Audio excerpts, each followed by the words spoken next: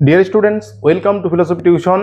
আগের ক্লাসগুলোতে আমরা বিভিন্ন প্রকার লৌকিক সন্নিকর্ষ নিয়ে আলোচনা করেছিলাম।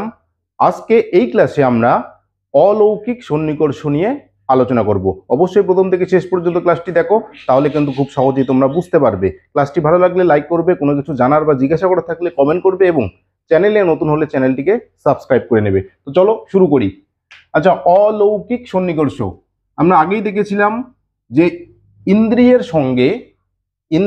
সঙ্গে যখন তার গ্রাহ্য বিষয়টার সম্বন্ধ সরাসরি হয় না, সেক্ষেত্রে অলৌকিক সন্নিকর্ষ হয়। ক্লিয়ার? আচ্ছা, মনে করো ইন্দ্রিয় চোখ। চোখ কাকে প্রত্যক্ষ করে? চোখ রূপকে প্রত্যক্ষ করে, তাই তো?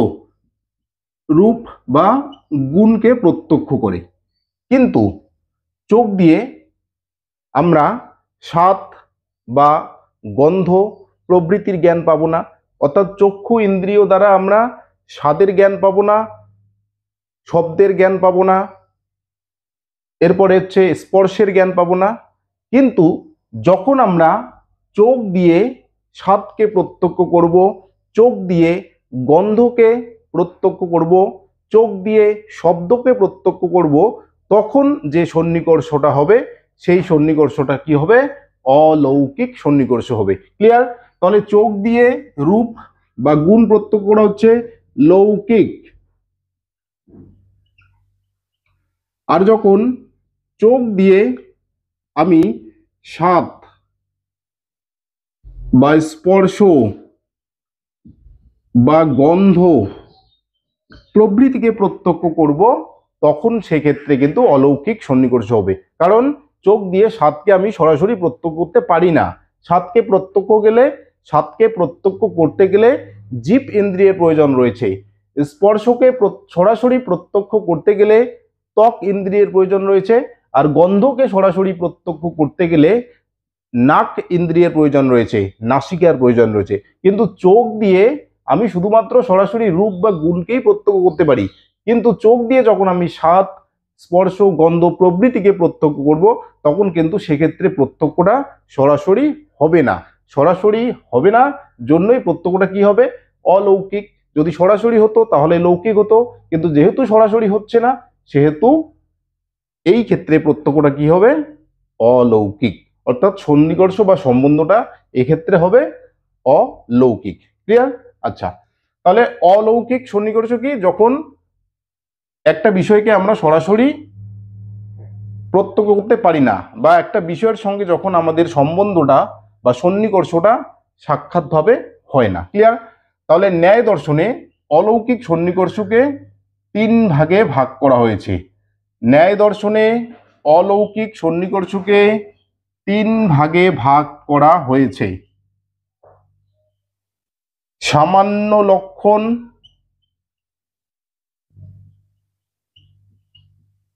সন্নিকর্ষ,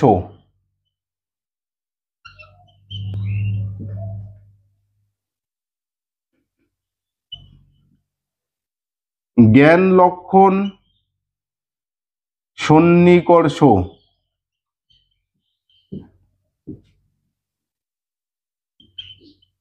যোগজ সন্নিকর্ষ।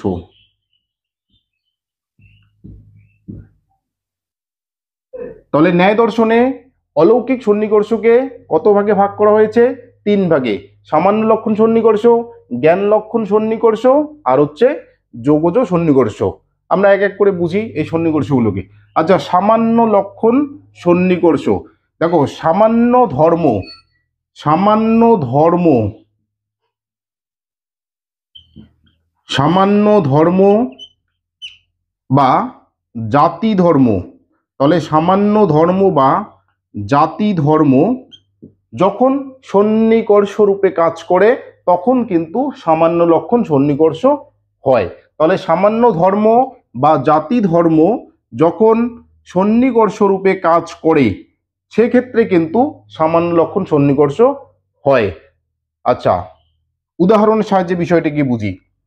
আমরা যদি মানুষকে প্রত্যক্ষ করি, মনে করো কোনো মানুষকে প্রত্যক্ষ করলাম, তাহলে এই যে মানুষকে প্রত্যক্ষ করার সঙ্গে সঙ্গে মানুষের যে সামান্য ধর্ম সেটা হচ্ছে কি মনুষ্যত্ব, তাই তো? তাহলে মানুষের সামান্য ধর্ম হচ্ছে মনুষ্যত্ব। তাহলে মানুষকে প্রত্যক্ষ করার সঙ্গে সঙ্গে আমরা মনুষ্যত্বকেও প্রত্যক্ষ করি, তাই তো? তাহলে মনুষ্যত্বকে প্রত্যক্ষ করি মানে মনুষ্যত্ব ধর্মটাকে প্রত্যক্ষ করি বা মনুষ্যত্ব জাতিটাকে প্রত্যক্ষ করি। তো এই মনুষ্যত্ব জাতির মাধ্যমে দেখো,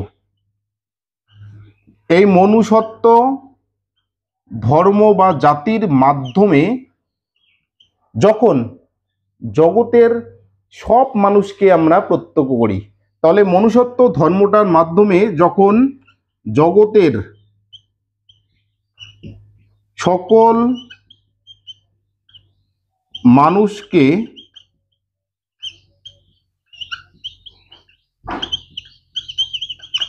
প্রত্যক্ষ করি, তাহলে মনুষ্যত্ব ধর্মটার মাধ্যমে জগতের সকল মানুষকে যখন আমরা প্রত্যক্ষ করি, তখন সেক্ষেত্রে যে সন্নিকর্ষটা কাজ করে সেই সন্নিকর্ষটা হচ্ছে মনুষ্যত্ব ধর্ম। তাহলে এই মনুষ্যত্ব ধর্মটাকেই বলা হচ্ছে সামান্য লক্ষণ সন্নিকর্ষ। ক্লিয়ার?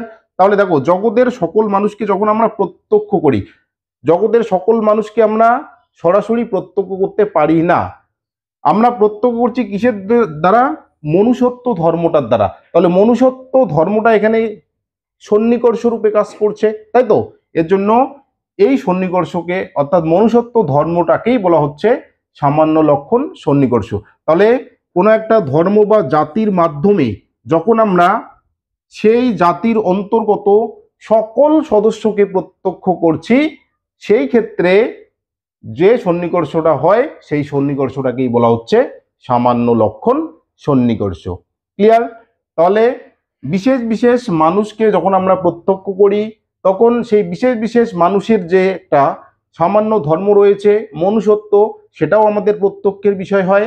এবার এই মনুষ্যত্ব ধর্মটার মধ্য দিয়ে বা মনুষ্যত্ব ধর্মটার মাধ্যমে যখন আমরা এই জগতের সকল মানুষকে প্রত্যক্ষ করি, সেই প্রত্যক্ষটা কিন্তু আমাদের সরাসরি বা সাক্ষাৎভাবে হয় না। তো সরাসরি বা সাক্ষাৎভাবে না হওয়ার জন্য এই প্রত্যক্ষটাকে বলা হচ্ছে বা এই প্রত্যক্ষটাকে বলা হচ্ছে কি সামান্য লক্ষণ অলৌকিক সন্নিকর্ষ। ক্লিয়ার? তাহলে এখানে লৌকিক সন্নিকর্ষ হচ্ছে না, অলৌকিক সন্নিকর্ষ হচ্ছে। তাহলে সামান্য ধর্মের মাধ্যমে বা মনুষ্যত্ব ধর্মটার মধ্য দিয়ে যখন পৃথিবীর সব মানুষকে আমরা প্রত্যক্ষ করছি, যার মাধ্যমে প্রত্যক্ষ করছি, যে সন্নিকর্ষের মাধ্যমে প্রত্যক্ষ করছি, সেই সন্নিকর্ষটাকে বলা হচ্ছে সামান্য লক্ষণ সন্নিকর্ষ। ক্লিয়ার? আচ্ছা, জ্ঞান লক্ষণ সন্নিকর্ষ। তো জ্ঞান লক্ষণ সন্নিকর্ষ কি হবে? তাহলে জ্ঞান যখন সন্নিকর্ষ রূপে কাজ করে, তাহলে জ্ঞান যখন সন্নিকর্ষ রূপে কাজ করে তখন কিন্তু জ্ঞান লক্ষণ সন্নিকর্ষ হবে। আচ্ছা দেখো, বরফ, বরফ কি? বরফের বিশেষ ধর্ম কি? ঠান্ডা, তাই তো? তাহলে বরফ হচ্ছে ঠান্ডা। তাহলে এই যে বরফ ঠান্ডা, তাহলে বরফ ঠান্ডা, তাহলে এই ঠান্ডার জ্ঞানটা আমরা কার মাধ্যমে পাই? ত্বক ইন্দ্রিয়ের মাধ্যমে, তাই তো? ত্বক ইন্দ্রিয়ের মাধ্যমে, মানে আমরা টাচ করে পাই, টাচ করে আমরা বুঝতে পারি যে এটা ঠান্ডা। মনে করো চন্দন কাঠ, চন্দন কাঠ, চন্দন কাঠ কি? সুগন্ধি, চন্দন কাঠ হচ্ছে সুগন্ধি। তাহলে এই যে গন্ধের জ্ঞানটা আমরা কার মাধ্যমে পাচ্ছি? নাসিকা ইন্দ্রিয়ের মধ্য দিয়ে বা নাসিকা ইন্দ্রিয়ের মাধ্যমে। কিন্তু এই জ্ঞানের উপর ভিত্তি করে, এই জ্ঞানের উপর ভিত্তি করে যখন আমি বা যখন আমরা চোখ দিয়ে ঠান্ডার জ্ঞান, চোখ দিয়ে ঠান্ডার জ্ঞান বা সুগন্ধের জ্ঞান পাই, তখন কিন্তু জ্ঞান লক্ষণ সন্নিকর্ষ হয়। দেখো, চোখ দিয়ে বরফ দেখলাম, তাহলে বরফটা দেখেই আমাদের কি মনে হলো? যে ঠান্ডা। চন্দন কাঠ আমি দেখছি, মনে করো চন্দন কাঠ অনেকগুলো রাখা আছে, আমি রাস্তা দিয়ে যাচ্ছি, দেখলাম চন্দন কাঠ, দেখেই আমি বললাম কি সুগন্ধি। তাহলে দেখো, চোখ দিয়ে দেখলাম চন্দন কাঠকে, জ্ঞান হলো আমার সুগন্ধের। চোখ দিয়ে দেখলাম বরফকে, জ্ঞান হলো আমার ঠান্ডার। তাহলে এই যে চোখ দিয়ে আমি ঠান্ডা সুগন্ধ জ্ঞানটা পাচ্ছি কিসের মধ্য দিয়ে? কারণ পূর্বের আমার জ্ঞান রয়েছে, তাই তো, পূর্বের জ্ঞান রয়েছে। তো জ্ঞান যখন সন্নিকর্ষ রূপে কাজ করে তখনই কিন্তু জ্ঞান লক্ষণ সন্নিকর্ষ হয়। দেখো, চোখ কেবল রূপকে বা গুণকে প্রত্যক্ষ করতে পারে, চোখ ঠান্ডা বা সুগন্ধকে সরাসরি প্রত্যক্ষ করতে পারে না। তাহলে চোখ দিয়ে যখন আমরা ঠান্ডা বা সুগন্ধের জ্ঞান পাচ্ছি তখন কিন্তু আমরা সরাসরি পাচ্ছি না, তাই তো, সরাসরি পাচ্ছি না মানে লৌকিক সন্নিকর্ষ হচ্ছে না। তাহলে লৌকিক সন্নিকর্ষ হচ্ছে না মানেই হচ্ছে অলৌকিক সন্নিকর্ষ হচ্ছে। তাহলে জ্ঞান যখন সন্নিকর্ষ রূপে কাজ করে সেক্ষেত্রে জ্ঞান লক্ষণ সন্নিকর্ষ হয়। ক্লিয়ার? আচ্ছা, যোগজ সন্নিকর্ষ। তাহলে যোগজ সন্নিকর্ষ, যোগী পুরুষরা বা সিদ্ধ পুরুষরা অনেক তপস্যা ধ্যান ধারণা করার পর একটা বিশেষ ধরনের তাদের মধ্যে একটা ধর্ম উৎপন্ন হয়। সেই বিশেষ ধর্মটার মধ্য দিয়ে যখন সেই সিদ্ধ পুরুষরা বা যোগী পুরুষরা অতীত, বর্তমান, ভবিষ্যৎ, সূক্ষ্ম, বিশাল বড় প্রভৃতি বিষয়ের জ্ঞান অর্জন করে থাকে, সেক্ষেত্রে যে সন্নিকর্ষটা হয় সেটা হচ্ছে যোগজ সন্নিকর্ষ। ক্লিয়ার? তাহলে যোগী বা সিদ্ধ পুরুষরা বিশেষ তপস্যার ফলে তাদের মধ্যে বিশেষ এক ধরনের ধর্ম উৎপন্ন হয়। সেই বিশেষ ধর্মটার মধ্য দিয়ে যখন তারা ভূত ভবিষ্যৎ, অতীত, বর্তমান, ভবিষ্যৎ অর্থাৎ সব কিছুকেই তারা প্রত্যক্ষ করে বা সব কিছুকেই দেখে, সূক্ষ্ম, অতি সূক্ষ্ম, বড়, বিশাল বড়, অসীম, সসীম সমস্ত কিছুকেই জগতের প্রত্যক্ষ করতে পারে, সেক্ষেত্রে যে সন্নিকর্ষটা কাজ করে সেই সন্নিকর্ষটাকেই বলা হচ্ছে যোগজ সন্নিকর্ষ। যোগী বা সিদ্ধ পুরুষগণ যোগজ সন্নিকর্ষের মধ্য দিয়ে সমস্ত কিছুকেই প্রত্যক্ষ করতে পারে। ক্লিয়ার? তাহলে এই হচ্ছে অলৌকিক সন্নিকর্ষ। আশা করি তোমরা খুব সহজেই বুঝে নিয়েছো। অবশ্যই কোনো কিছু জানার থাকলে কমেন্ট করবে। কোনো বিষয় নিয়ে যদি অতিরিক্ত কোনো ক্লাসের প্রয়োজন তোমাদের মধ্যে রয়েছে তাহলে কিন্তু কমেন্ট করে জানাবে, আমি চেষ্টা করব সেই বিষয়টি নিয়ে ক্লাস আনার।